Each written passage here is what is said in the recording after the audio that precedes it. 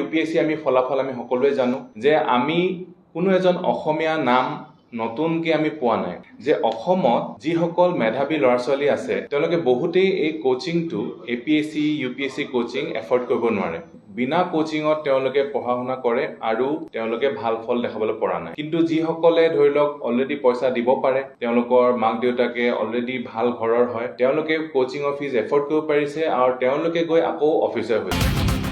আপোনালোকে বিচাৰিছে হেপা আছে আৰু কষ্ট কৰিম বুলি ভাবিছে আমি আমাৰ 40-50 হাজাৰ টকীয়া যেটো কোৰ্স হেতু 999 টকালে আনি দিছো প্ৰত্যেক মাহে বা এমাহ আপুনি যদি 999 টকাত এই কোৰ্সটো কৰে গুটেইখিনি আমাৰ হিয়া অজৰি যিমানখিনি আমি ক্লাস কৰিছো গুটেইখিনি তাত ৰেকৰ্ডেড পাই যাব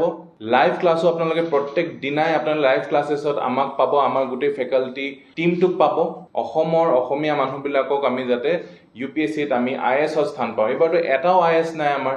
মে 5 তাৰিখৰ পৰা আপোনালোকে এই কোৰ্সটো লঞ্চ হ'ব মইতো পাৰিলে ফ্ৰী কৰি দিলোহেতেন কিন্তু মই চাকৰি এৰি পিনে মই কিবা এটা চলিবলে মোৰ ঘৰখন চলিব লাগে আৰু আমাৰ ফেকাল্টি টিমক আমি স্যালাৰি দিব লাগে সেই কাৰণে এটা ন্যূনতম আমি মাসুল